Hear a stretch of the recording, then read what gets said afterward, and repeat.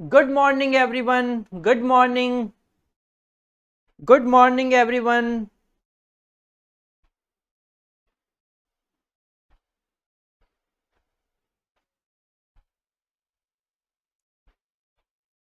So today we are going to start a study note number 1 of cost and management accounting. Study note number 1 है cost and management accounting का cost and management accounting introduction.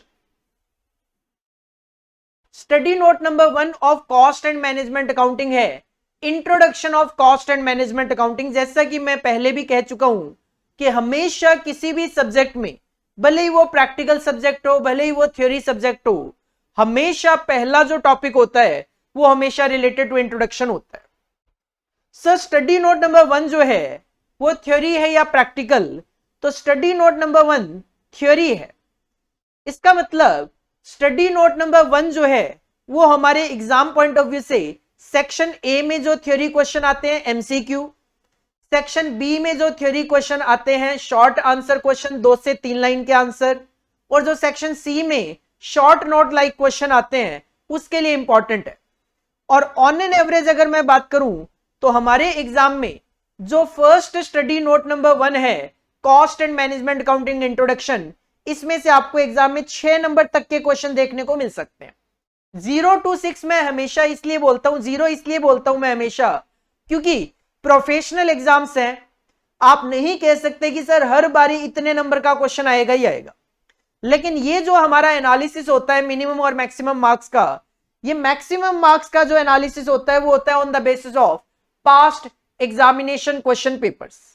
कि past examinations में अगर मैं बात करूं तो first study note में से 6 नंबर से ज्यादा का क्वेश्चन कभी नहीं पूछा गया. तो वी कैन एक्सपेक्ट कि सर आगे भी 6 नंबर से ज्यादा का क्वेश्चन नहीं आएगा. तो you can expect 6 marks question from study note number 1 introduction to cost and management accounting. Sir इस 6 मार्क्स के लिए अपने को क्या क्या पढ़ना है, या बात करूं स्टडी नोट नंबर 1 में कौन कौन से टॉपिक्स कवर करने हैं हमें अपने स्टडी नोट नंबर 1 को कंप्लीट करने के लिए. तो देखो यहां पे हमें कुछ टॉपिक्स कवर करने हैं. पहला टॉपिक है सिंपल इंट्रोडक्शन देखेंगे हम. इंट्रोडक्शन में हम बात करेंगे कि सर अकाउंटिंग क्या है, कॉस्ट अकाउंटिंग क्या होता है, फाइनेंशियल अकाउंटिंग क्या होता है, मैनेजमेंट अकाउंटिंग क्या है. साथ में हम यहां पे बात करेंगे मैनेजमेंट अकाउंटिंग की डेफिनेशंस की. काफी सारे ऑथर्स ने अपने अपने व्यूज यहां पे प्रेजेंट किए. अकॉर्डिंगली मैनेजमेंट अकाउंटिंग की कई डेफिनेशंस हैं जो हम यहां पे एक एक करके डिस्कस करेंगे. इसके बाद हमें मैनेजमेंट अकाउंटिंग के ऑब्जेक्टिव्स देखने हैं. देन हमें देखना है कि मैनेजमेंट अकाउंटिंग जो है उसका क्या रोल होता है मैनेजमेंट प्रोसेस में. मतलब मैनेजमेंट जो डिसीजन वगैरह लेते हैं उसमें मैनेजमेंट अकाउंटिंग उनकी कुछ किस तरीके से हेल्प करता है. इसके बाद हम मैनेजमेंट अकाउंटिंग के फंक्शंस देखेंगे, इंपॉर्टेंस दैट इज सिग्निफिकेंस देखेंगे, और जहां पे भी इंपॉर्टेंस है वहां पे कुछ लिमिटेशंस कमियां भी होती है तो मैनेजमेंट अकाउंटिंग की लिमिटेशंस भी डिस्कस करेंगे. और फाइनली हम डिस्कस करेंगे कि जो कॉस्ट अकाउंटिंग है और मैनेजमेंट अकाउंटिंग है इसमें क्या तो रिलेशनशिप है. रिलेशनशिप का मतलब क्या सिमिलरिटीज है, क्या सिमिलरिटीज है और क्या इसमें डिफरेंसेस आपको देखने को मिलते हैं. ये सब हमें यहां पे डिस्कस करना है. तो ये कुछ टॉपिक्स हैं जो कि हम introduction to cost and management accounting study note number 1 और हमारा चैप्टर नंबर 1 में हम डिस्कस करने वाले हैं. सर सबसे पहले बात स्टार्ट करेंगे इंट्रोडक्शन से. सबसे पहले बात स्टार्ट करेंगे इंट्रोडक्शन से. और अगर मैं बात करूं इंट्रोडक्शन की तो सबसे पहले तो बात करनी पड़ेगी अपने को अकाउंटिंग की. मैनेजमेंट अकाउंटिंग जो है वो भी तो एक अकाउंटिंग की ब्रांच है. मैनेजमेंट अकाउंटिंग जो है वो भी तो अकाउंटिंग की एक ब्रांच है. तो हमें सबसे पहले यहां पे अकाउंटिंग की ब्रांचेस के बारे में डिस्कशन करना है कि कौन कौन सी अकाउंटिंग की ब्रांचेस होती है और उनका क्या पर्पज होता है. देखो आपने हो सकता है कहीं पढ़ा हो पहले भी कि सर अकाउंटिंग की 3 ब्रांचेज होती है. मैंने ये जो एक लाइन बोली अकाउंटिंग की 3 ब्रांचेज होती है, इसी पे आपसे एक एमसीक्यू पूछ लिया जाता है कई बार कि अकाउंटिंग की कितनी ब्रांचेज होती है. 2, 3, 4, नन ऑफ द अबव. तो आंसर इज 3। तो मैं जो बोल रहा हूं और जो हम यहां पे डिस्कशन कर रहे हैं वो ध्यान से आपको सुनना है, क्योंकि ये काफी इंपॉर्टेंट होता है एमसीक्यूज और शॉर्ट आंसर क्वेश्चन करने के पॉइंट ऑफ व्यू से। तो सर अकाउंटिंग की 3 ब्रांचेज होती है। पहला है फाइनेंशियल अकाउंटिंग, दूसरा है कॉस्ट अकाउंटिंग और तीसरा है मैनेजमेंट अकाउंटिंग। देखो आप सब कहीं ना कहीं फाइनेंशियल अकाउंटिंग पढ़ के आते हो, अगर आप साइंस बैकग्राउंड से नहीं है तो। अगर आप कॉमर्स बैकग्राउंड से हो तो आपने 11th क्लास में 12th क्लास में फाइनेंशियल अकाउंटिंग पढ़ी होती है। अगर आप फाउंडेशन से आए हो तो फाउंडेशन में भी आपने फाइनेंशियल अकाउंटिंग पढ़ी है। अगर आप कहते हो सर मैं डायरेक्ट एंट्री से हूं तो आपने ग्रेजुएशन में फाइनेंशियल अकाउंटिंग पढ़ी है।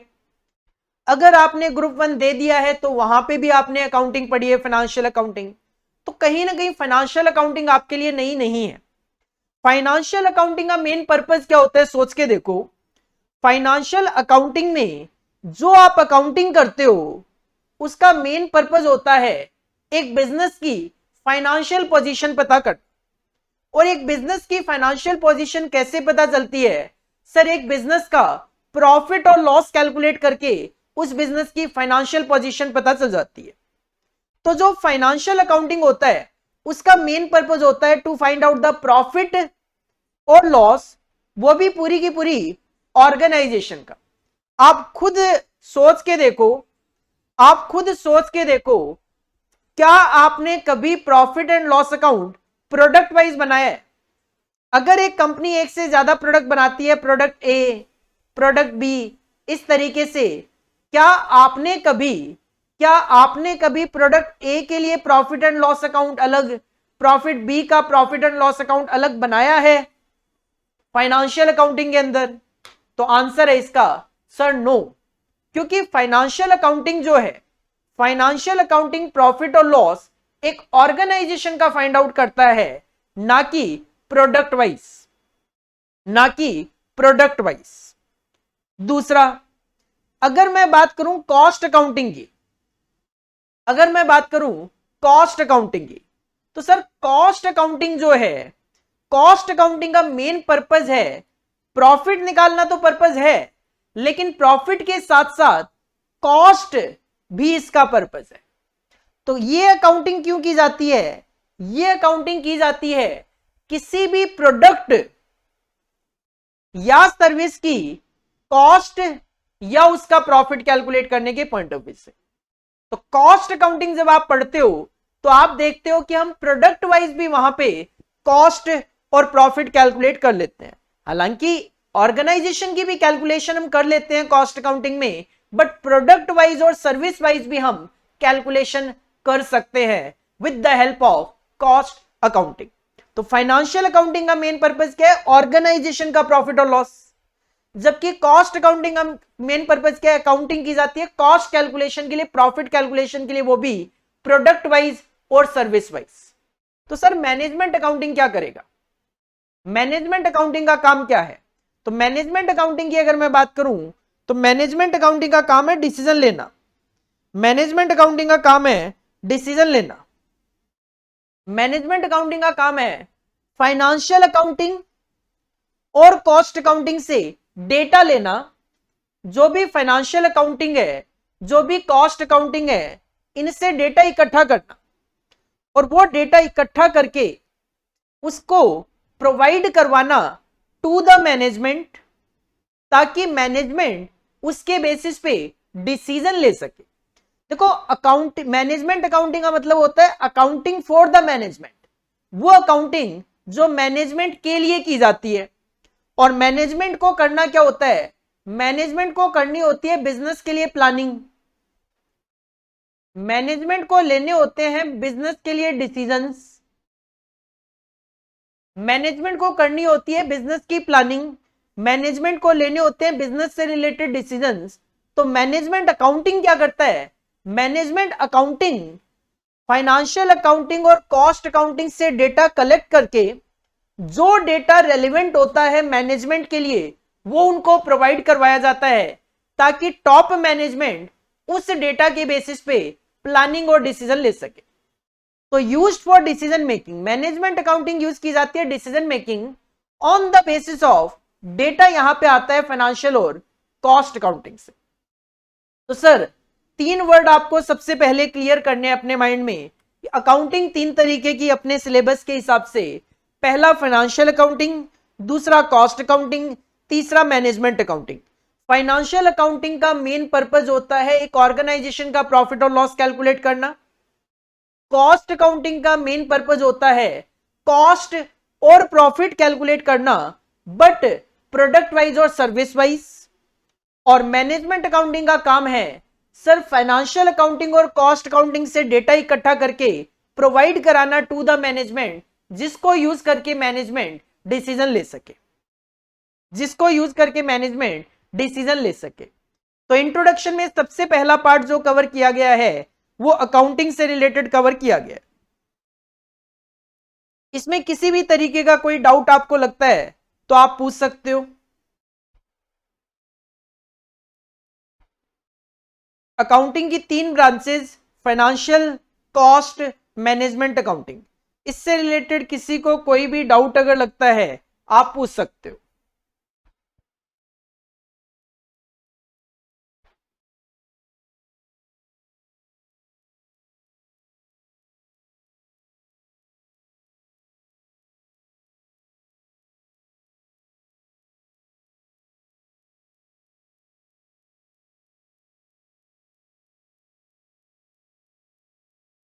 No doubt. चलिए आगे बढ़ूंगा। इंट्रोडक्शन का ही पार्ट चल रहा है अभी हमारा, और इंट्रोडक्शन में हमें कुछ फाइनेंशियल अकाउंटिंग के बारे में भी बताया गया। हालांकि फाइनेंशियल अकाउंटिंग के बारे में हम काफी कुछ जानते हैं, बट देखो अपने को अपने सिलेबस के पॉइंट ऑफ व्यू से, जो अपने सिलेबस में गिवन है उसके पॉइंट ऑफ व्यू से नॉलेज होनी चाहिए, क्योंकि हमें एग्जाम में अपने सिलेबस के अकॉर्डिंगली ही क्वेश्चंस पूछे जाते हैं। फाइनेंशियल अकाउंटिंग की अगर बात करें तो सबसे पहले हमें बताया गया कि फाइनेंशियल अकाउंटिंग की जरूरत क्यों पड़ी। देखो फाइनेंशियल अकाउंटिंग की जरूरत इसलिए पड़ी क्योंकि मार्केट में लार्ज स्केल बिजनेस होने लग गए थे। मतलब अगर बहुत हिस्ट्री की बात करें तो पहले छोटे मोटे जब तक ट्रांजेक्शन होते थे, फाइनेंशियल अकाउंटिंग नाम की कोई भी अकाउंटिंग नहीं होती थी। जो मुनीम वगैरह होते थे वही थोड़ा अपना इसी तरीके से जैसे वो लिखना चाहते थे वैसे लिख लेते थे। लेकिन अगर बात करें तो जैसे जैसे बिजनेस का लेवल बढ़ता गया वैसे वैसे अकाउंटिंग की जरूरत पड़ने लग गई, और सबसे पहले फाइनेंशियल अकाउंटिंग इमर्ज हुआ। तो financial accounting has come into existence with the development of large scale business. जैसे जैसे बिजनेस का स्केल बढ़ने लग गया फाइनेंशियल अकाउंटिंग इमर्ज हुआ। और हुआ क्या, धीरे धीरे जो भी बिजनेसमैन थे उन्होंने पब्लिक से पैसा लेना शुरू कर दिया, शेयर्स इश्यू करने शुरू कर दिए, स्टॉक इश्यू करने शुरू कर दिए। तो जब पब्लिक का पैसा लग गया तो फिर कंपनीज एक्ट की जरूरत पड़ी, और कंपनीज एक्ट ने कुछ रूल्स एंड रेगुलेशंस प्रोवाइड करवाए अकाउंटिंग से रिलेटेड। तो as public money is involve in share capital, अगर कोई कंपनी शेयर इश्यू करती है और इन्वेस्टर शेयर कैपिटल के थ्रू पैसा इन्वेस्ट करता है बिजनेस में, तो इसका मतलब बिजनेस में पब्लिक मनी यूज हो रहा है। और जब पब्लिक मनी यूज हो रहा है तो फिर कहीं ना कहीं गवर्नमेंट को उसके अंदर इंटरफेरेंस करनी पड़ती है।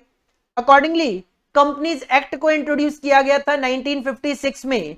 तो कंपनीज एक्ट हैज प्रोवाइडेड, आज के टाइम पे कंपनीज एक्ट आप पढ़ते हो, has provided a legal framework. उसमें क्या है, रूल्स रेगुलेशंस है। आप जो बैलेंस शीट बनाते हो उसका शेड्यूल, उसका जो फॉर्मेट है वो कहां से आया, सर कंपनीज एक्ट के शेड्यूल 6 में गिवन है, जिसकी वजह से हम अपना जो ये बनाते हैं बैलेंस शीट वो उसी के फॉर्मेट के अकॉर्डिंगली तो बनाते हैं।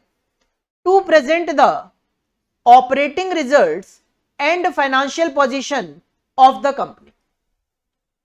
तो पब्लिक मनी इन्वॉल्व हो गया तो कंपनीज एक्ट आया जिसने कुछ रूल्स रेगुलेशंस बताए, किस चीज के, कि आपको ऑपरेटिंग रिजल्ट्स अपने शो करने हैं। आप न्यूज़पेपर वगैरह में अगर किसी कंपनी की बैलेंस शीट देख रहे हो, प्रॉफिट एंड लॉस देख रहे हो, क्यों देख रहे हो, इसलिए क्योंकि कंपनीज एक्ट में लिखा हुआ है कि उनको इस तरीके से बैलेंस शीट और प्रॉफिट और लॉस शेयर होल्डर्स को रिप्रेजेंट करने पड़ेंगे, प्रेजेंट करने पड़ेंगे उनके सामने, ताकि शेयर होल्डर जो है वो बिजनेस की फाइनेंशियल पोजीशन जान सके क्या कंपनी के पास एसेट्स है, क्या कंपनी की लाइबिलिटीज है। फाइनेंशियल अकाउंटिंग का मेन कंसर्न क्या है, तो फाइनेंशियल अकाउंटिंग का मेन कंसर्न है प्रॉफिट एंड लॉस और बैलेंस शीट। तो financial accounting is concern with the preparation of profit and loss account and the balance sheet, ताकि वो डिस्क्लोज कर सके इंफॉर्मेशन शेयर होल्डर्स को, और शेयर होल्डर को वहां से पता लग जाए इस साल इस क्वार्टर में कंपनी ने क्या कमाया या क्या नुकसान हुआ, कंपनी के पास क्या फिक्स्ड एसेट्स है, क्या करंट एसेट्स है, क्या कंपनी की लाइबिलिटीज है, current liabilities, long term liabilities, ये सारी चीजें शेयर होल्डर को पता चल जाए। बस यही फाइनेंशियल अकाउंटिंग का मेन पर्पस है। Financial accounting is oriented towards the preparation of financial statement. कहीं ना कहीं फाइनेंशियल स्टेटमेंट के आसपास ही फाइनेंशियल अकाउंटिंग घूमता रहता है, which summarises the result of operations for select period of times, जो कि quarterly, yearly, half yearly represent किए जाते हैं, and show the financial position of the business on a particular date.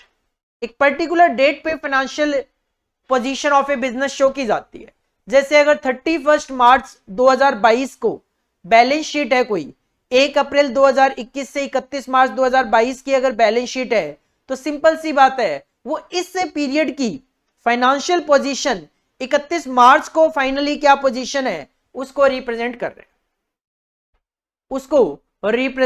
हैं, तो सिंपल सी अगर मैं बात करूं तो फाइनेंशियल अकाउंटिंग की जरूरत क्यों पड़ी, due to large scale business, public का पैसा इन्वॉल्व है, कंपनीज एक्ट ने legal framework, laws, rules, regulations बताए। मेन जो फाइनेंशियल अकाउंटिंग कंसर्न है वो है प्रिपरेशन ऑफ फाइनेंशियल स्टेटमेंट से related, that is preparation of profit and loss account, और बैलेंस शीट से रिलेट करता है। तो ये जो दो स्लाइड्स आपके सामने आई है, one is type of accounting and one is related to financial accounting.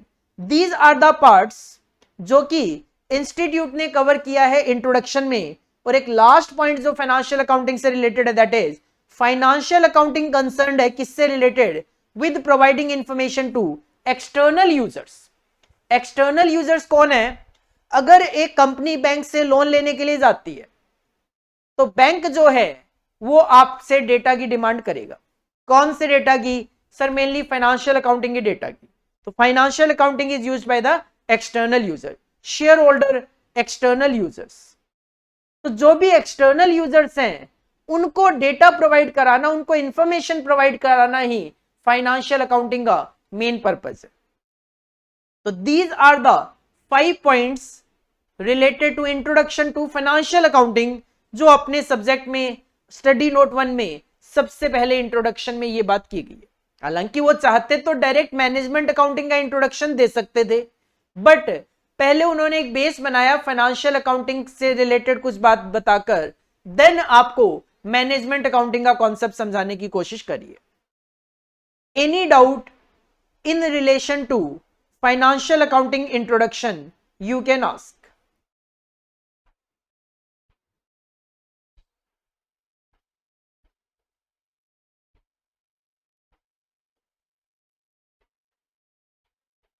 No doubt, no question. आगे बढ़ेंगे। अब स्टार्ट होता है अपना main part, that is management accounting. Sir management accounting क्या है, उसको जानने से पहले इसका कॉन्सेप्ट जान लेते हैं कि ये क्यों है। देखो मैनेजमेंट अकाउंटिंग की अगर बात करें तो management accounting financial accounting, cost accounting के कंपैरिजन में एक नया टूल है। मतलब मैनेजमेंट अकाउंटिंग सबसे लास्ट में आया है in comparison with financial accounting, cost accounting की बात करें तो सबसे पहले फाइनेंशियल अकाउंटिंग इमर्ज हुआ, then cost accounting, then management accounting, जिसकी वजह से कहा जाता है कि मैनेजमेंट अकाउंटिंग एक न्यू अप्रोच है अकाउंटिंग की और एक मॉडर्न टूल है मैनेजमेंट का। तो you can say sir management accounting is a new approach to accounting. Accounting की एक नई अप्रोच है। मैनेजमेंट अकाउंटिंग दो वर्ड से बना है, तो the term management accounting is composed of 2 words, one is management and one is accounting. देखो आप सबने, अगर आप कॉमर्स बैकग्राउंड से हो तो मैनेजमेंट वर्ड जरूर सुना होगा कभी ना कभी। ट्वेल्थ क्लास में बिजनेस स्टडीज में मैनेजमेंट वर्ड यूज किया जाता है। मैनेजमेंट का सिंपल अगर मैं बात करूं तो मैनेजमेंट का सिंपल मतलब होता है to manage the something. Management उसको बोला जाता है जो कुछ मैनेज कर रहा हूं। अगर एक पर्सन हमारी क्लासेस को मैनेज कर रहा है तो वो हमारी क्लासेस के पॉइंट ऑफ व्यू से क्या है, मैनेजमेंट है। इसी तरीके से एक बिजनेस को जो मैनेज कर रहा है वो बिजनेस का मैनेजमेंट है। तो मैनेजमेंट का सिंपल मतलब होता है टू मैनेज द समथिंग, जिसके लिए उसको प्लानिंग भी करनी पड़ती है, जिसके लिए उसको ऑर्गेनाइजिंग भी करनी पड़ती है, किसको क्या काम देना है, उसके लिए स्टाफिंग भी करनी पड़ती है, उसके लिए कुछ डिसीजंस वगैरह भी लेने पड़ते हैं।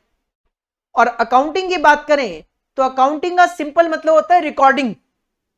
अकाउंटिंग का मतलब होता है रिकॉर्डिंग करना, या अगर रिकॉर्डिंग हो चुकी है उसको एनालाइज करना, इंटरप्रेट करना, ये सारी चीजें अकाउंटिंग का पार्ट होती है।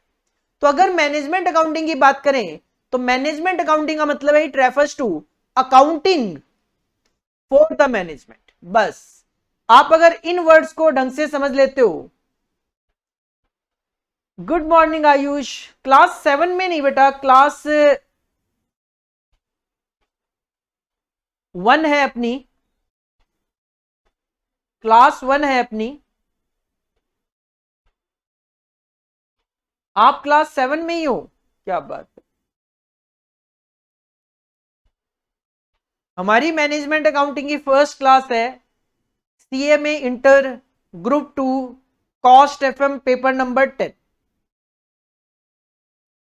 मैनेजमेंट अकाउंटिंग जो है, बस आप इस वाले वर्ड पे कंसंट्रेट करो, आपको मैनेजमेंट अकाउंटिंग का मीनिंग क्लियर हो जाएगा। मैनेजमेंट अकाउंटिंग क्या है, it refers to accounting for the management. मतलब मैनेजमेंट अकाउंटिंग क्यों की जा रही है सर, मैनेजमेंट के लिए की जा रही है। मैनेजमेंट को क्या करनी है, planning, decision making, organising, staffing, ये फंक्शन परफॉर्म करने हैं। तो मैनेजमेंट अकाउंटिंग क्यों मेंटेन किया जा रहा है, तो सिंपल सी बात करूं तो मैनेजमेंट अकाउंटिंग इसलिए मेंटेन किया जाता है ताकि मैनेजमेंट अपने काम प्रॉपर, इफेक्टिवली और एफिशिएंटली कर सके।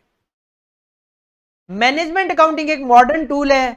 मॉडर्न इसको इसलिए बोला जाता है क्योंकि ये फाइनेंशियल अकाउंटिंग और कॉस्ट अकाउंटिंग के बाद आया, नई अप्रोच है। और management is concerned with decision making, जो कि मैंने आपको यहां पे भी बताया कि मैनेजमेंट अकाउंटिंग मेजर जो कंसर्न है मैनेजमेंट अकाउंटिंग का वो है डिसीजन मेकिंग। इससे रिलेटेड बहुत छोटे छोटे क्वेश्चन, एमसीक्यूज क्वेश्चन हमारे एग्जाम में आते हैं। और अगर आप बात करते हो डिसीजन मेकिंग की तो सर डिसीजन हमेशा लिए जाते हैं फ्यूचर के लिए, ना कि पास्ट के लिए। और फ्यूचर जो है वो अनसर्टन होता है, जिसकी वजह से we can say uncertainty is the characteristics of the management accounting या फिर डिसीजन मेकिंग प्रोसेस। क्योंकि डिसीजन फ्यूचर के लिए लेना है और फ्यूचर अनसर्टन है, तो uncertainty is the characteristics of management accounting, uncertainty is the characteristics of decision making process. Management accounting को कई बार मैनेजरियल अकाउंटिंग भी बोल दिया जाता है। तो अगर कहीं पे मैनेजमेंट अकाउंटिंग की जगह आप मैनेजरियल अकाउंटिंग देखो, समझ जाना मैनेजमेंट अकाउंटिंग की ही बात चल रही है। तो managerial accounting contains reports. Actual में हमने जैसा कि कहा कि मैनेजमेंट अकाउंटिंग जो है वो मैनेजमेंट के लिए की जाती है। तो मैनेजमेंट अकाउंटिंग करता क्या है, रिपोर्टिंग तैयार करता है। जैसा कि हम बात कर रहे हैं कि मैनेजमेंट अकाउंटिंग करता क्या है, कॉस्ट अकाउंटिंग और फाइनेंशियल अकाउंटिंग से डेटा कलेक्ट करता है। अब ऐसा नहीं है कि मैनेजमेंट अकाउंटिंग डेटा कलेक्ट करके सीधा का सीधा बड़ी बड़ी भारी भारी बुक्स ले जाके मैनेजमेंट के सामने रख दे और मैनेजमेंट उसको पढ़ता रहे। नहीं, मैनेजमेंट के पास, टॉप मैनेजमेंट के पास इतना टाइम नहीं है कि वो उन बुक्स को रीड करे। तो सिंपल मैनेजमेंट अकाउंटिंग में करना क्या होता है, जो कॉस्ट अकाउंटिंग और फाइनेंशियल अकाउंटिंग से डेटा गैदर हुआ है उसके बेसिस पे समराइज्ड रिपोर्ट्स तैयार की जाती है। और वो समराइज्ड रिपोर्ट्स डेटा जो है वो मैनेजमेंट के सामने रखा जाता है ताकि मैनेजमेंट उसके बेसिस पे प्रॉपरली, क्विकली, इफेक्टिवली और एफिशिएंटली डिसीजन ले सके। तो managerial accounting contains reports prepared to fulfil the needs of the management, जो कि मैनेजमेंट की नीड्स को पूरा कर सके। Here accounting should serve the needs of the management. तो यहां पे अकाउंटिंग का मतलब क्या है, यहां पे अकाउंटिंग का मतलब है वो अकाउंटिंग जो मैनेजमेंट की नीड को सेटिस्फाई कर सके। सिंपल एक एग्जांपल दूं, दो मशीनें हैं, मशीन ए और मशीन बी, और मैनेजमेंट को डिसाइड करना है कि दोनों में से केवल और केवल एक ही मशीन खरीदनी है। दो मशीनें हैं, मशीन ए और मशीन बी, और मैनेजमेंट को डिसाइड करना है कौन सी मशीन खरीदनी है। तो मैनेजमेंट अकाउंटिंग का काम क्या होगा? मैनेजमेंट अकाउंटिंग का काम होगा ये एनालिसिस करना कि अगर ऑर्गेनाइजेशन मशीन ए खरीदती है, क्या खर्चे लगेंगे, क्या वहां से रेवेन्यू जनरेट होगा, क्या प्रॉफिट हम कमा सकते हैं, कितने साल तक हम प्रॉफिट कमा सकते हैं। सिमिलरली बी के लिए एनालिसिस करना कि सर बी की लाइफ क्या होगी, क्या खर्चे करने पड़ेंगे, क्या वहां से इनकम जनरेट होगी। अकॉर्डिंगली मैनेजमेंट के सामने समरी रखी जाएगी, मैनेजमेंट के सामने ले जाके समरी रखी जाएगी कि ए से हमें ये प्रॉफिट जनरेट हो सकते हैं, बी से ये। अकॉर्डिंगली और भी कोई इकोनॉमिक सिनेरियो होगा वो रख दिया जाएगा, अकॉर्डिंगली मैनेजमेंट डिसीजन ले लेगा। ये नहीं कि पूरा का पूरा आप एक कैलकुलेशन लेके चले जाओ कि हाँ 10 साल की मशीन ए की लाइफ होगी, पहले साल में हम सेल करेंगे इतनी, मटेरियल लगेगा इतना, लेबर लगेगी इतनी, वेरिएबल ओवरहेड की कॉस्ट इतनी, फिक्स्ड ओवरहेड की कॉस्ट इतनी, बाकी हम ये खर्चे एक्सपेक्ट कर रहे हैं, इतना माल हम उधार खरीद लेंगे, इतना माल हम उधार बेचेंगे। नहीं, ये सारा डेटा नहीं, समराइज्ड फॉर्म में, रिपोर्टिंग फॉर्म में मैनेजमेंट के सामने डेटा ले जाया जाएगा रिलेटेड टू क्या खर्चे, क्या इनकम, मेनली प्रॉफिट क्या हो सकता है, और कोई इकोनॉमिक सिनेरियो है वो, अकॉर्डिंगली मैनेजमेंट उसके बेसिस पे डिसीजन ले लेगा फाइनल कौन सी मशीन खरीदनी है। तो कॉन्सेप्ट ऑफ मैनेजमेंट अकाउंटिंग की बात करें तो एक तो आपको ध्यान रखना है ये न्यू अप्रोच है अकाउंटिंग की, मैनेजमेंट और अकाउंटिंग दो वर्ड मिला के मैनेजमेंट अकाउंटिंग बना है। This is the accounting for the management, modern tool है, डिसीजन मेकिंग से रिलेटेड है, और uncertainty is the characteristic of decision making process. Managerial accounting में रिपोर्ट्स बनाकर मैनेजमेंट के सामने रखी जाती है, और अकाउंटिंग का यहां पे मतलब होता है मैनेजमेंट की नीड को सेटिस्फाई कर सके इस तरीके से अकाउंटिंग मेंटेन करना। तो these are the some points related to concept of management accounting, concept of management accounting. इससे रिलेटेड आप अगर कोई भी पॉइंट डिस्कस करना चाहते हैं, पूछना चाहते हैं, यू कैन आस्क।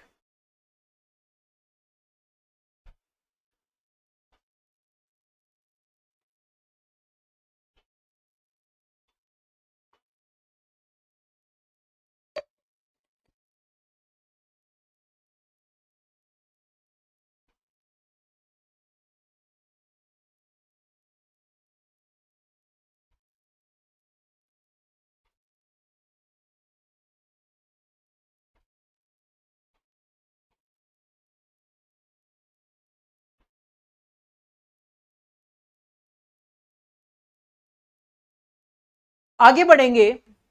अकाउंटिंग देख ली हमने, तीन तरीके की हो सकती है, फाइनेंशियल अकाउंटिंग, उससे रिलेटेड थोड़ा कॉन्सेप्ट देखा। कॉस्ट अकाउंटिंग से रिलेटेड फिलहाल हमारे सिलेबस में कुछ है नहीं, जब आएगा तब बात करेंगे। अब हम पहुंच चुके हैं मैनेजमेंट अकाउंटिंग की डेफिनेशन पे।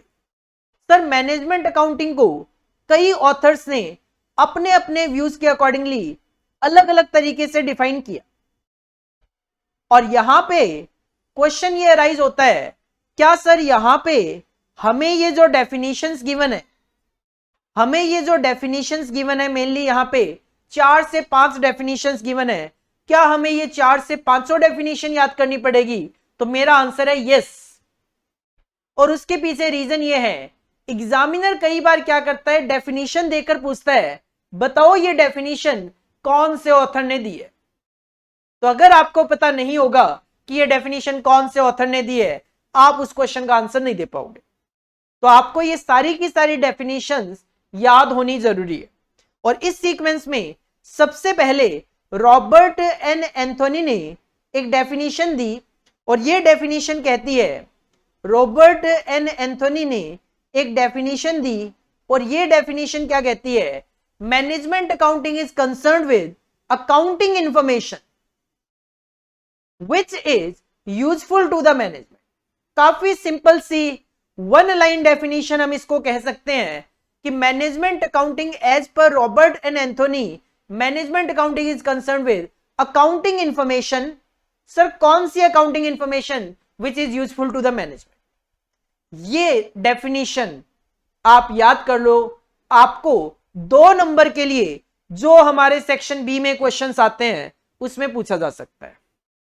सिंपल है, as per Robert N Anthony management accounting is concern with accounting information which is useful to the management. Second अगर बात करें, ब्राउन एंड होवार्ड ने डेफिनेशन दी मैनेजमेंट अकाउंटिंग की कि management accounting is concern with the what, efficient management of a business.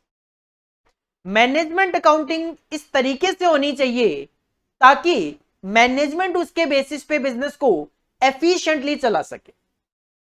Through the presentation to management of such information that will facilitate मतलब help करे in efficient planning and control.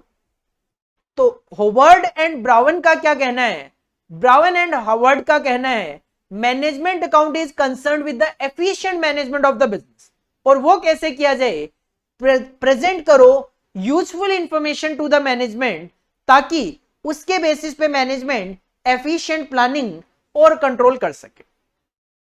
Management account is concern with the efficient management of a business through the presentation to management of such information that will facilitate efficient planning and control. Sir इसके बाद ICAEW ने भी management accounting की एक definition दी, that is institute of chartered accountants in England and Wales. ICAEW जो है institute of chartered accountant in England and Wales, उन्होंने भी एक डेफिनेशन दी मैनेजमेंट अकाउंटिंग की। वो क्या डेफिनेशन थी, ये कहते हैं एनी फॉर्म ऑफ अकाउंटिंग।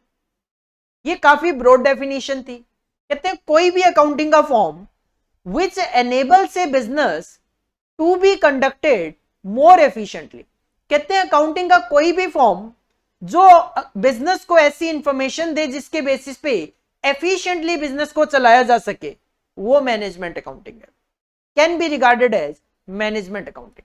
अभी जो 3 डेफिनेशन है उन तीनों में डिफरेंस समझ लो क्या है, याद रखने का तरीका क्या है।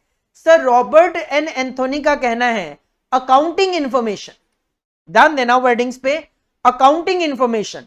ब्राउन एंड होवर्ड ने इंफॉर्मेशन की बात तो करी है बट अकाउंटिंग इंफॉर्मेशन की बात नहीं करी।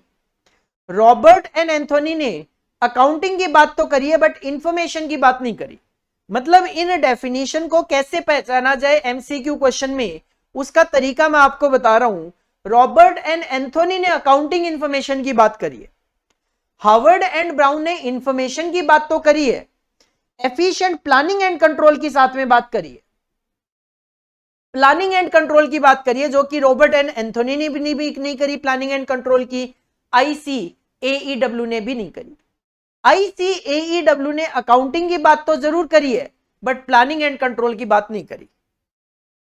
तो सर तीनों डेफिनेशन अगर मेरे को याद रखनी हो तो सिंपल मैं याद रख सकता हूं सीक्वेंशियली रॉबर्ट एंड एंथोनी। अभी और डेफिनेशंस है बट पहले 3 तो याद करें। रॉबर्ट एंड एंथोनी का कहना है अकाउंटिंग इंफॉर्मेशन जो कि यूजफुल होती है मैनेजमेंट के लिए। जो ब्राउन एंड हार्वर्ड है उनका कहना है ऐसी इंफॉर्मेशन जो कि एफिशिएंट प्लानिंग एंड कंट्रोलिंग में हेल्प करे मैनेजमेंट की। और ICAEW का कहना है कोई भी अकाउंटिंग जो कि बिजनेस को एफिशिएंटली चलाने में हेल्प करे वो मैनेजमेंट अकाउंटिंग है। तो तीनों डेफिनेशन में आप डिफरेंस समझ सकते हो वर्डिंग्स को लेकर कि सर किस तरीके से हम इन डेफिनेशंस को याद रख सकते हैं। Accounting information for efficient planning and control, any accounting for efficient business. इसके बाद सीमा लंदन जो है certified institute of management accountant London UK, certified institute of management Seema London जो है, सीमा UK जो है certified institute of management accountant UK, इन्होंने क्या डेफिनेशन दी, ब्रॉड डेफिनेशन है काफी। Management accounting is an integral part of management. Management accounting कहीं ना कहीं मैनेजमेंट के पॉइंट ऑफ व्यू से मैं बात करूं मैंडेटरी है, आप ये मान के चलो। अगर मैनेजमेंट अकाउंटिंग नहीं होगी मैनेजमेंट डिसीजन भी नहीं ले पाएंगे। इवन मैं कहूं मैनेजमेंट का टाइम वेस्ट होगा कॉस्ट अकाउंटिंग और फाइनेंशियल अकाउंटिंग के डेटा को पढ़ते रहने में। तो management accounting is an integral part of management concerned with identifying. तो मैनेजमेंट अकाउंटिंग को करना क्या है सर, आइडेंटिफाई करना है, प्रेजेंट करना है और इंटरप्रेट करना है। किसको? इंफॉर्मेशन। और ये इंफॉर्मेशन कहां से आएगी सर? फाइनेंशियल अकाउंटिंग और कॉस्ट अकाउंटिंग से आएगी। तो you can say as per CIMA UK certified institute of management accountant UK का क्या कहना है, मैनेजमेंट अकाउंटिंग मैनेजमेंट के लिए जरूरी है ताकि मैनेजमेंट अकाउंटिंग क्या कर सके, इंफॉर्मेशन को आइडेंटिफाई कर सके, इंफॉर्मेशन को प्रेजेंट कर सके, इंफॉर्मेशन को प्रेजेंट कर सके, आइडेंटिफाई कर सके, इंटरप्रेट कर सके फॉर द मैनेजमेंट, ताकि मैनेजमेंट उसके बेसिस पे क्या करे, मैनेजमेंट उसके बेसिस पे स्ट्रेटजी फॉर्मुलेट कर सके। सिंपल कहूं, प्लानिंग कर सके, जो स्ट्रेटजी वो बनाते हैं कंट्रोल कर सके एक्टिविटीज, उसके बेसिस पे डिसीजन ले सके, ऑर्गेनाइजेशन की जो रिसोर्सेज हैं उसका ऑप्टिमाइज कर सके। ऑप्टिमाइज का मतलब होता है बेस्ट यूटिलाइजेशन, ऑप्टिमाइज का मतलब होता है बेस्ट यूटिलाइजेशन ऑफ रिसोर्सेज, जो कि आप देखोगे हम बात भी करेंगे बेस्ट यूटिलाइजेशन ऑफ रिसोर्सेज की, जो हमारा स्टडी नोट नंबर 2 होगा डिसीजन मेकिंग टूल्स, उसमें मैं आपको मार्जिनल कॉस्टिंग का एक पार्ट कराऊंगा की फैक्टर के नाम से, उसके अंदर हम optimising the use of resources की बात करेंगे। इसके अलावा शेयर होल्डर्स और जो अदर एक्सटर्नल एंटिटीज है उनको डिस्क्लोजर करना अपनी फाइनेंशियल पोजीशन वगैरह, एम्प्लॉइज को डिस्क्लोज करना अपनी स्ट्रेटजी, और उनके कंपनी के पास जो एसेट्स हैं उनका मिस यूटिलाइजेशन ना हो, उनको सेफगार्ड करना। तो simple certified institute of management accountant UK ने क्या डेफिनेशन दी है कि management accounting is an integral part of the management concerned with identifying, presenting and interpreting information for formulating strategy, controlling activities, decision making, optimisation of resources, disclosure to share holders, disclosure to employees, safeguarding the assets. ये definition तो बिल्कुल अलग है ही बाकी जो आपने पीछे 3 definition देखी है उससे। और इसके अलावा certified institute of management UK का यह भी कहना है कि management accounting is also defined as a type of accounting. कहते हैं ये एक ऐसा टाइप ऑफ अकाउंटिंग है जो मेजर करता है, रिपोर्टिंग करता है, एनालाइज करता है, फाइनेंशियल इंफॉर्मेशन भी और नॉन फाइनेंशियल इंफॉर्मेशन भी, ताकि इनके बेसिस पे मैनेजमेंट डिसीजन मेकिंग कर सके। तो measure, analyse, report, measure, report, analyse, analyse what, measure what, report what, financial and non financial information, financial and non financial information. Financial accounting केवल और केवल फाइनेंशियल इंफॉर्मेशन के साथ डील करता है, but management accounting non financial information को भी consider करता है, जिसकी वजह से कहा जाता है कि मैनेजमेंट अकाउंटिंग क्वांटिटेटिव के साथ साथ क्वालिटेटिव के साथ भी डील करता है। क्वांटिटेटिव में फाइनेंशियल इंफॉर्मेशन कवर हो जाती है, क्वालिटेटिव में नॉन फाइनेंशियल इंफॉर्मेशन कवर हो जाती है। These are the 5 definitions of management accounting as per Robert and Anthony. Accounting information as per Brown and Howard, information which is used for effective planning and control as per ICAEW, any form of accounting which is used for efficient business operation. Seema UK की definition बिल्कुल अलग है, identify, present, interpretation of the information, ताकि उसके basis पे strategy बनाई जा सके, डिसीजन लिए जा सके, एक्टिविटीज कंट्रोल की जा सके, इंफॉर्मेशन डिस्क्लोज की जा सके to the share holder, to the external entities, to the employees, asset को सेफगार्ड किया जा सके, अपने रिसोर्सेज का प्रॉपर यूटिलाइजेशन किया जा सके। इसके अलावा you can say sir management accounting जो है वो मेजर करता है, रिपोर्ट करता है, एनालाइज करता है financial and non financial information, जिसके बेसिस पे मैनेजमेंट लेते हैं डिसीजंस। तो these are the 5 definitions of management accounting जो कि आपको याद होनी चाहिए। कारण ये है, अगर एग्जामिनर ने पूछ लिया कि बताओ definition of management accounting 3 number में, तो आपको सीमा यूके के लिए जाना चाहिए 3 नंबर की डेफिनेशन के लिए। लेकिन सारी डेफिनेशन आपको याद इसलिए होनी चाहिए, एमसीक्यू में अपने को नहीं पता, एग्जामिनर कोई भी डेफिनेशन देके पूछ लेगा ये डेफिनेशन किसने दी है, तो उस पॉइंट ऑफ व्यू से आपको सारी डेफिनेशंस याद होनी चाहिए। जो रॉबर्ट एंड एंथोनी है, ब्राउन हार्वर्ड है, ICAEW है, इनकी जो डेफिनेशंस है वो एमसीक्यू पॉइंट ऑफ व्यू से ज्यादा इंपॉर्टेंट है, और सीमा यूके की जो सेकंड डेफिनेशन है वो एमसीक्यू पॉइंट ऑफ व्यू से, और फर्स्ट जो डेफिनेशन है वो SAQ जो 2 नंबर का क्वेश्चन है या फिर 3 नंबर के क्वेश्चन के लिए भी पूछी जा सकती है। एक बार आप ये 5 जो डेफिनेशंस मैंने आपके सामने रखी है इसको आप एक बार रीड करके देख सकते हो।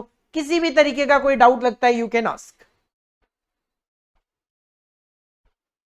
नोट्स जो हैं, नोट्स आपको डिस्क्रिप्शन बॉक्स में अटैच कर दिए मैंने, लिंक गिवन है, अगर आप इनकी PDF नोट्स डाउनलोड करना चाहें कर सकते हैं।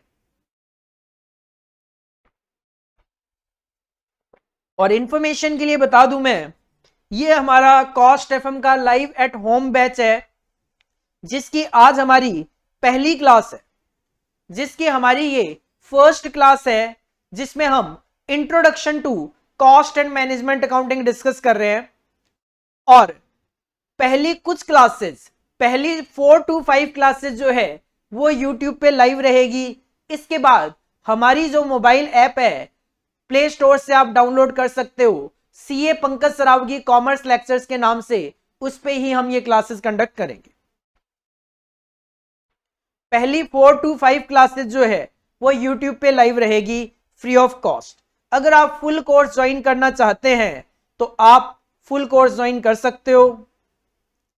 डिस्क्रिप्शन बॉक्स में सारी की सारी डिटेल्स मेंशन है। आप हमारी वेबसाइट पे लॉगिन कर सकते हो, मोबाइल ऐप के थ्रू क्लासेस ले सकते हो, या फिर आप हमें डायरेक्ट कांटेक्ट भी कर सकते हो। डायरेक्ट कांटेक्ट करके भी आप हमसे क्लासेस ले सकते हो। डायरेक्ट कांटेक्ट करके भी आप हमसे क्लासेस ले सकते हो।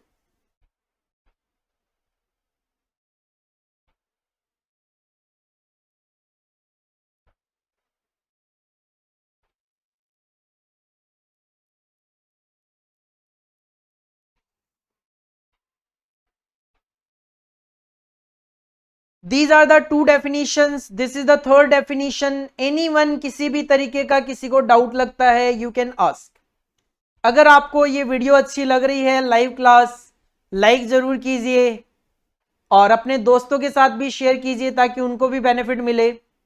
दोबारा से क्लियर कर रहा हूं मैं, पहली 4 to 5 क्लासेस जो है वो लाइव रहेगी यूट्यूब पे, और उसके बाद ये जो क्लासेस हैं, पूरा जो कोर्स है वो हम हमारी मोबाइल ऐप के थ्रू ही करवाएंगे।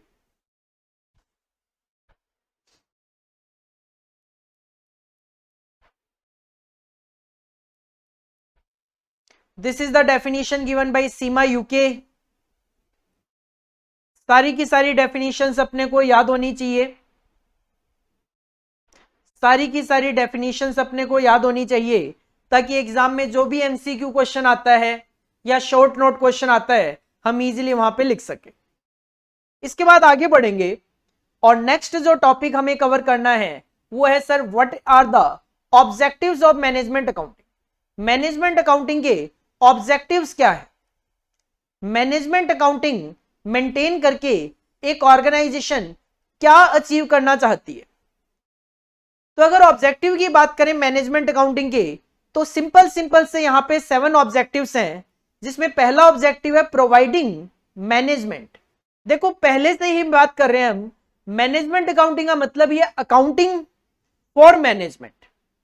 तो सर ये वो अकाउंटिंग है जो मैनेजमेंट को डेटा प्रोवाइड करवाएगी, मैनेजमेंट को इंफॉर्मेशन प्रोवाइड कराएगी। तो पहला पॉइंट है ऑब्जेक्टिव का providing management with accounting, costing and other statistical data, ताकि वो यूज कर सके in planning and decision making. तो पहला सिंपल पॉइंट क्या है? इट प्रोवाइड्स, मतलब management accounting providing management with accounting. अगर केवल वर्ड अकाउंटिंग लिखा हुआ है इसका मतलब होता है फाइनेंशियल अकाउंटिंग, फाइनेंशियल अकाउंटिंग का डेटा, कॉस्टिंग का डेटा, बाकी भी कोई स्टेटिस्टिकल डेटा की जरूरत होगी वो मैनेजमेंट अकाउंटिंग मैनेजमेंट को प्रोवाइड कराएंगे, ताकि मैनेजमेंट उसके बेसिस पे प्लानिंग कर सके और डिसीजन ले सके।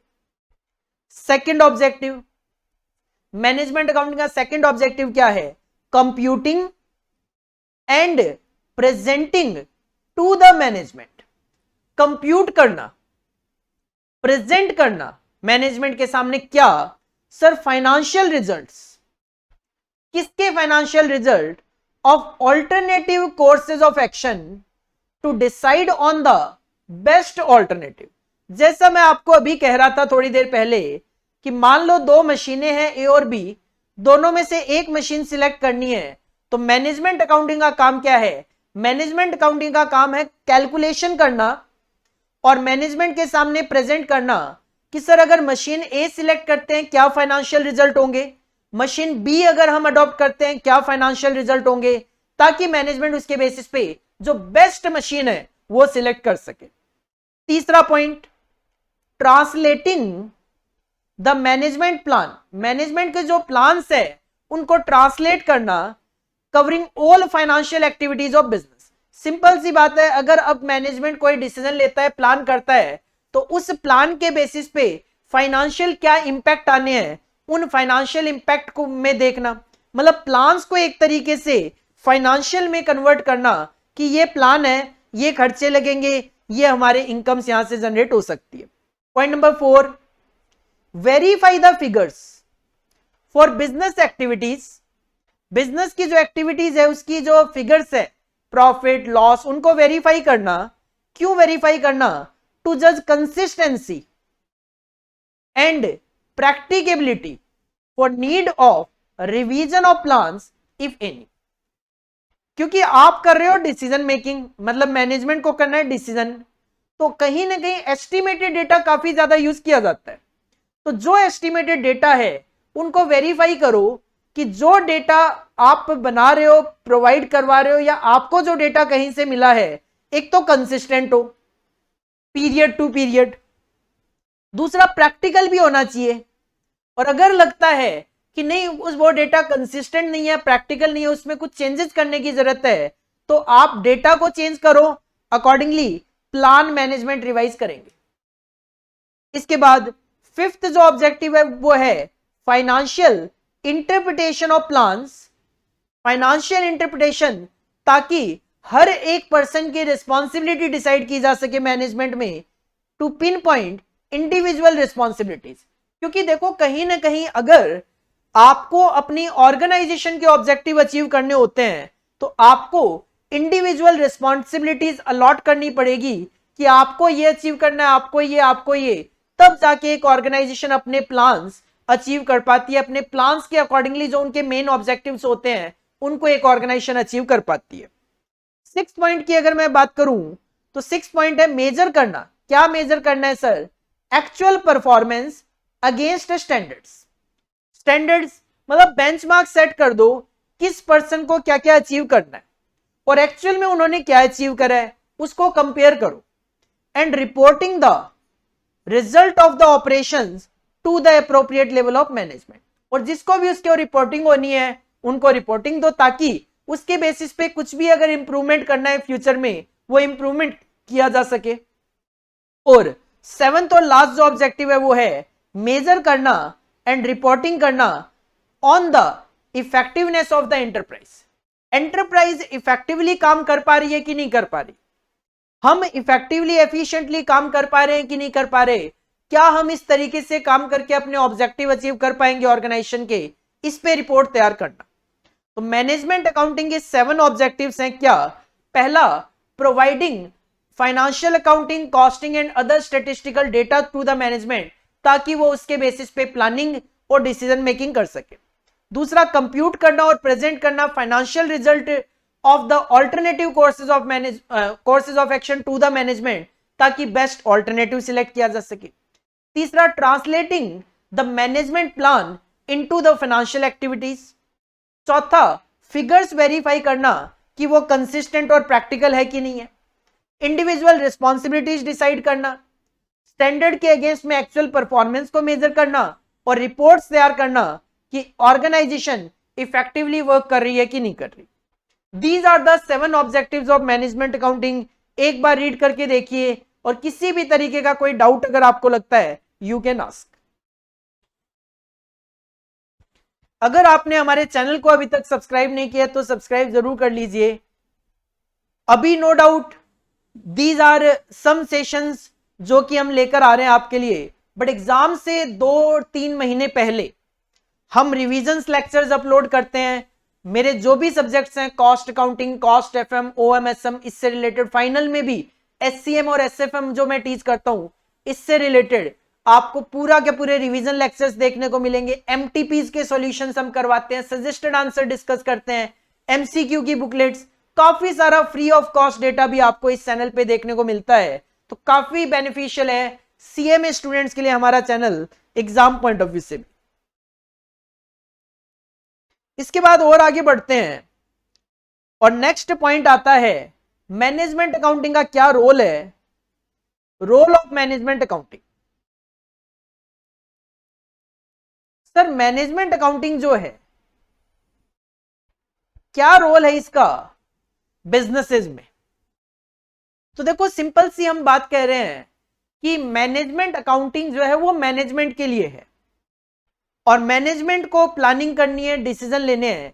इसका मतलब अगर मैनेजमेंट अकाउंटिंग नहीं होगी तो मैनेजमेंट इफेक्टिवली और एफिशिएंटली अपने फंक्शंस परफॉर्म नहीं कर पाएगा।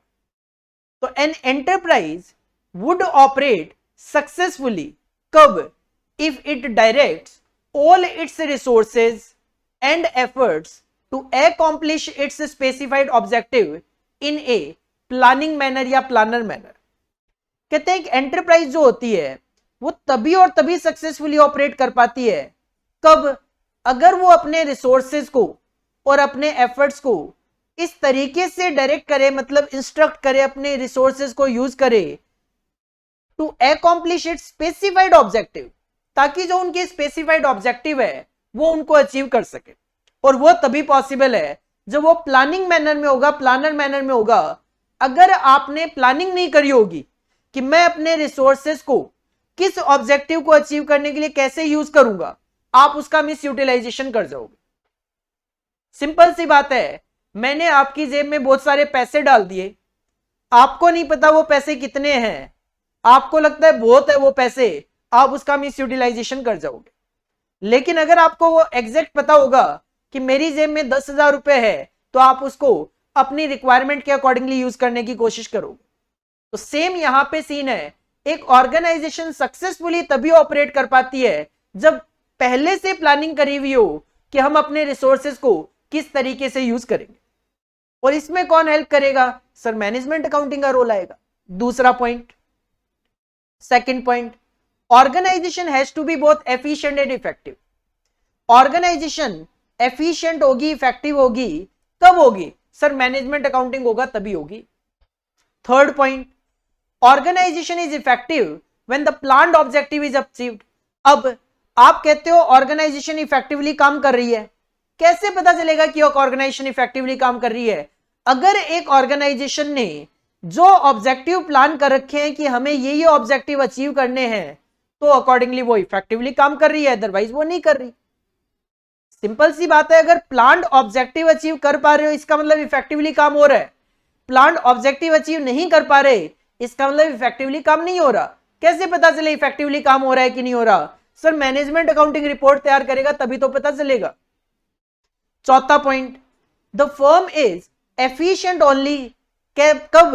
When the objective is achieved with minimum cost and resources. अब ध्यान देना, हम चाहते हैं हमारी ऑर्गेनाइजेशन एफिशिएंटली काम करे और इफेक्टिवली काम करे। सर इफेक्टिव और एफिशिएंट में क्या फर्क है? इफेक्टिव एक ऑर्गेनाइजेशन तब मानी जाती है जब ऑर्गेनाइजेशन ने जो ऑब्जेक्टिव प्लान किए हैं वो अचीव कर ले। मैं कहता हूं ऑब्जेक्टिव अचीव हुए कि नहीं हुए? आंसर है यस, तो इसका मतलब आप इफेक्टिवली काम कर रहे हो। लेकिन इसका मतलब यह बिल्कुल नहीं है कि आपने एफिशिएंटली भी काम किया है। एफिशिएंटली काम तब माना जाता है जब एक ऑर्गेनाइजेशन कम से कम कॉस्ट और रिसोर्सेज को यूज करके ऑब्जेक्टिव अचीव करे। ऑब्जेक्टिव अचीव करना is effective only, not efficient. Minimum cost और मिनिमम रिसोर्सेज के साथ ऑब्जेक्टिव अचीव करना is efficient. Next, the role of management accounting is significant. The role of management accounting is significant in making firm both efficient and effective। और management accounting का role है एक organisation को effectively और efficiently काम करने के लिए रिपोर्टिंग तैयार करने में या प्लानिंग करने में। और management accounting has brought out clear shift in the objective of accounting from mayor recording of transaction. कभी अगर बात करें थोड़ा सा पुरानी, तो मैनेजमेंट अकाउंटिंग का मतलब हम समझ लेते हैं केवल और केवल रिकॉर्डिंग से, लेकिन मैनेजमेंट अकाउंटिंग केवल और केवल रिकॉर्डिंग तक लिमिटेड नहीं है। इसका इंफेसिस मतलब इसका जोर, कंसर्न किस पे है, is on analysing and interpreting to help the management to secure better result. इसका मेन पर्पज है एनालाइज करना और इंटरप्रेट करना। तो sir role of management accounting की मैं बात करूं तो देखो, एक ऑर्गेनाइजेशन जो है वो चाहती है कि हम अपने जो प्लान्ड ऑब्जेक्टिव है उनको कम से कम रिसोर्सेज यूज करके अचीव कर ले। हर ऑर्गेनाइजेशन चाहती है हम इफेक्टिवली और एफिशिएंटली काम करें। एक ऑर्गेनाइजेशन इफेक्टिव तब बोली जाती है जब वो अपने ऑब्जेक्टिव अचीव कर ले, एफिशिएंट तब बोली जाती है जब वो अपने ऑब्जेक्टिव कम से कम कॉस्ट लगा के, कम से कम रिसोर्सेज लगा के अचीव कर ले। और इसमें मैनेजमेंट अकाउंटिंग आपकी हेल्प करता है। मैनेजमेंट अकाउंटिंग का काम केवल रिकॉर्डिंग नहीं है, analysing and interpreting is the main functions of management accounting, और इसमें मैनेजमेंट अकाउंटिंग आपकी हेल्प करेगा। तो सिंपल अगर आपसे शॉर्ट में अगर मैं बोलूं कि मैनेजमेंट अकाउंटिंग का रोल क्या है, तो यू कैन से सर एक ऑर्गेनाइजेशन इफेक्टिवली और एफिशिएंटली काम करे, इसमें मैनेजमेंट अकाउंटिंग का मेजर रोल है। अगर मैनेजमेंट अकाउंटिंग नहीं होगा तो एक ऑर्गेनाइजेशन इफेक्टिवली और एफिशिएंटली कभी भी काम नहीं कर पाएगी और अपने प्लान्ड ऑब्जेक्टिव को इफेक्टिवली और एफिशिएंटली अचीव नहीं कर पाएगी। This is the role of management accounting.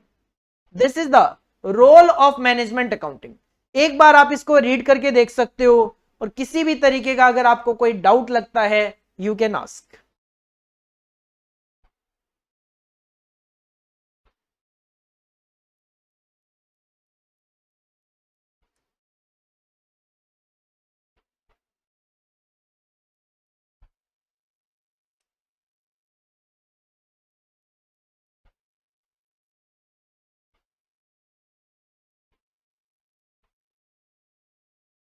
And this is all about for today class.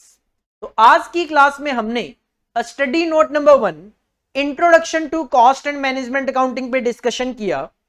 एक थ्योरी चैप्टर है, 6 नंबर तक ये क्वेश्चन आप अपने एग्जाम में एक्सपेक्ट कर सकते हो। इस स्टडी नोट चैप्टर 1 में हमें जो टॉपिक डिस्कस करने हैं उसमें हमें इंट्रोडक्शन, मैनेजमेंट अकाउंटिंग की डेफिनेशंस, मैनेजमेंट अकाउंटिंग के ऑब्जेक्टिव, मैनेजमेंट अकाउंटिंग का रोल, ये 4 टॉपिक आज हमने डिस्कस किए हैं। 4 टॉपिक बच गए। Functions of management accounting, importance that is significance of management accounting, उसकी लिमिटेशंस और मैनेजमेंट अकाउंटिंग का कॉस्ट अकाउंटिंग के साथ रिलेशन, जो कि हम नेक्स्ट क्लास में डिस्कस करेंगे। आज हमने क्या डिस्कस किया, सर अकाउंटिंग की 3 ब्रांचेस होती है, financial accounting, cost accounting, management accounting. Financial accounting का मेन पर्पज होता है एक ऑर्गेनाइजेशन का प्रॉफिट और लॉस कैलकुलेट करना। कॉस्ट अकाउंटिंग का मेन पर्पज होता है कॉस्ट और प्रॉफिट कैलकुलेट करना, प्रोडक्ट वाइज और सर्विस वाइज। और मैनेजमेंट अकाउंटिंग का काम है सर फाइनेंशियल अकाउंटिंग और कॉस्ट अकाउंटिंग से डेटा कलेक्ट करके उसमें से जो रेलेवेंट इंफॉर्मेशन होती है वो मैनेजमेंट को प्रोवाइड कराना, ताकि मैनेजमेंट उसके बेसिस पे डिसीजन ले सके। तो यू कैन से management accounting use for decision making on the basis of data collected from financial accounting and management accounting. थोड़ा हमें यहाँ पे फाइनेंशियल अकाउंटिंग का इंट्रोडक्शन दिया गया कि फाइनेंशियल अकाउंटिंग की जरूरत पड़ी लार्ज स्केल बिजनेस की वजह से। लार्ज स्केल बिजनेस में पब्लिक मनी इन्वॉल्व हो गया तो कंपनीज एक्ट बनाया गया। कंपनीज एक्ट में legal framework that is rules regulations given है अकाउंटिंग को मेंटेन करने की। फाइनेंशियल अकाउंटिंग जो है उसका मेन पर्पज है प्रॉफिट एंड लॉस अकाउंट बनाना और बैलेंस शीट बनाना। सिंपल कहूं फाइनेंशियल स्टेटमेंट बनाना जो कि एक्सटर्नल यूजर्स के लिए रेलिवेंट होते हैं। मैनेजमेंट अकाउंटिंग के कॉन्सेप्ट में इन्होंने कहा कि मैनेजमेंट अकाउंटिंग एक न्यू टूल है, एक मॉडर्न टूल है, नई अप्रोच है। मैनेजमेंट और अकाउंटिंग 2 वर्ड से ये बना है। मैनेजमेंट अकाउंटिंग का सिंपल सा मतलब है अकाउंटिंग फॉर द मैनेजमेंट, और मैनेजमेंट की जो अकाउंटिंग है it is concern with decision making. Decision future के लिए लिए जाते हैं, तो uncertainty is the characteristics of decision making process. Management accounting में रिपोर्टिंग की जाती है जो कि मैनेजमेंट के लिए हेल्पफुल होती है। तो यहां पे अकाउंटिंग का मतलब है वो अकाउंटिंग करना जो मैनेजमेंट के लिए जरूरी है, जिसके बेसिस पे मैनेजमेंट डिसीजन ले सके। इसके बाद हमने मैनेजमेंट अकाउंटिंग की 5 डेफिनेशंस डिस्कस की, जिसमें रॉबर्ट एन एंथोनी का कहना था management accounting is concerned with accounting information which is useful for the management. Brown and Harvard का कहना था management accounting is concerned with the efficient management of a business, और इसके लिए मैनेजमेंट अकाउंटिंग क्या करता है, वो इंफॉर्मेशन प्रोवाइड कराता है मैनेजमेंट को जिसके बेसिस पे एफिशिएंट प्लानिंग और कंट्रोल किया जा सके। ICAEW की डेफिनेशन कहती है any form of accounting which enables a business to be conducted more efficiently can be regarded as management accounting. CIMA UK ने एक ब्रॉड डेफिनेशन दी कि management accounting is an integral part of management concerned with identifying, presenting and interpreting information, ताकि उसके basis पे strategy formulate की जा सके, प्लानिंग की जा सके, कंट्रोलिंग की जा सके, डिसीजन लिए जा सके, रिसोर्सेज का ऑप्टिमम यूटिलाइजेशन किया जा सके, इंफॉर्मेशन डिस्क्लोज की जा सके to the share holder, to the external entities, to the employees, asset को सेफगार्ड किया जा सके। इसके अलावा मैनेजमेंट अकाउंटिंग को आप डिफाइन कर सकते हो कि it measures, reports and analyse financial and non financial information, ताकि उसके बेसिस पे मैनेजमेंट डिसीजन ले सके। इसके बाद हमने 7 ऑब्जेक्टिव्स देखे मैनेजमेंट अकाउंटिंग के, कि मैनेजमेंट अकाउंटिंग मैनेजमेंट को फाइनेंशियल अकाउंटिंग, कॉस्ट अकाउंटिंग और other statistical data information provide कराते हैं, जिसके बेसिस पे मैनेजमेंट प्लानिंग और डिसीजन ले सकते हैं, प्लानिंग कर सकते हैं और डिसीजन मेकिंग कर सकते हैं। सेकंड ऑब्जेक्टिव है computing and presenting to the management financial result. किस चीज के, अगर हमारे पास कई ऑप्शंस है, ऑल्टरनेटिव कोर्सेज ऑफ एक्शन है, तो उनके फाइनेंशियल रिजल्ट मैनेजमेंट को देना, ताकि मैनेजमेंट उसके बेसिस पे जो भी ऑर्गेनाइजेशन के लिए बेस्ट ऑल्टरनेटिव है उसको सिलेक्ट कर सके। तीसरा, translating the management plan into financial activities. चौथा, verifying the figures for consistency and practicality जानने के लिए। पांचवा, फाइनेंशियल इंटरप्रिटेशन ऑफ प्लान, ताकि इंडिविजुअल रिस्पॉन्सिबिलिटी डिसाइड की जा सके। सिक्स्थ, एक्चुअल को स्टैंडर्ड के साथ कंपेयर करना। और सेवंथ, रिपोर्टिंग करना और इफेक्टिवनेस जानना कि ऑर्गेनाइजेशन इफेक्टिवली काम कर रही है कि नहीं कर रही। और फाइनली हमने बात करी रोल ऑफ मैनेजमेंट अकाउंटिंग की। तो रोल ऑफ मैनेजमेंट अकाउंटिंग में ये एक पैराग्राफ पॉइंट ऑफ व्यू से है, जिसको मैंने यहाँ पे पॉइंट्स बुलेट फॉर्म में लिखा है कि हर एक ऑर्गेनाइजेशन जो है वो सक्सेसफुली अपने बिजनेस को ऑपरेट करना चाहती है, इफेक्टिवली और एफिशिएंटली काम करना चाहती है। इफेक्टिवली काम करने का मतलब होता है ऑब्जेक्टिव को अचीव करना, प्लान्ड ऑब्जेक्टिव अचीव करना, और एफिशिएंट का मतलब होता है प्लान्ड ऑब्जेक्टिव को with minimum cost and minimum resources use करके अचीव करना। और इसके लिए मैनेजमेंट अकाउंटिंग मैनेजमेंट की हेल्प करता है, ऑर्गेनाइजेशन की हेल्प करता है। बस एनालाइज करना डेटा को, इंटरप्रेट करके मेजर जो मेन डेटा है वो मैनेजमेंट को प्रोवाइड करवाया जाता है। मैनेजमेंट उसके बेसिस पे प्रॉपर डिसीजंस लेते हैं, प्लानिंग होती है, कंट्रोलिंग होती है, और एक ऑर्गेनाइजेशन इफेक्टिवली और एफिशिएंटली वर्क कर पाती है। तो दीज आर सम टॉपिक्स जो आज की क्लास में हमने यहाँ पे डिस्कस किए हैं। आप इन टॉपिक्स को रिवाइज करके आइए। नेक्स्ट क्लास आज है Saturday, next class will be on Tuesday, same time 10:30 AM YouTube live रहेगी नेक्स्ट क्लास भी। तो यूट्यूब के जो बच्चे हैं वो भी इस क्लास का बेनिफिट ले सकते हैं। तो नेक्स्ट क्लास में हम अपना ये जो बचा हुआ टॉपिक है इसको ये आगे कंटिन्यू करेंगे। और हाँ, दोबारा से याद दिलाऊं, चैनल को सब्सक्राइब नहीं किया है, सब्सक्राइब कर लीजिए। बहुत काफी सारा डेटा हम कंटेंट लेकर आते हैं जो आपके लिए एग्जाम पॉइंट ऑफ व्यू से हेल्पफुल होता है। अगर आप हमारा cost FM live at home full course join करना चाहते हैं तो जो स्क्रीन पे नीचे चल रहा है उसमें भी कॉन्टेक्ट नंबर है, डिस्क्रिप्शन बॉक्स में भी मैंने अपनी वेबसाइट का लिंक, मोबाइल ऐप का लिंक और कॉन्टेक्ट नंबर दिए हुए हैं। आप उन पे कॉन्टेक्ट करके ज्वाइन कर सकते हो। एक रीजनेबल फीस हमने रखी हुई है लाइव एट होम बैचेस की, आप ज्वाइन कर सकते हो और इसका मैक्सिमम बेनिफिट ले सकते हो। अपने दोस्तों के साथ शेयर कीजिए अगर ये वीडियो आपके लिए बेनिफिशियल नहीं है। अगर आपके दोस्त हैं जो CMA कर रहे हैं, आप उनके साथ इस वीडियो को जरूर शेयर कीजिए। थैंक यू, मिलते हैं नेक्स्ट क्लास में और आगे का टॉपिक कवर करेंगे। Thank you, bye bye.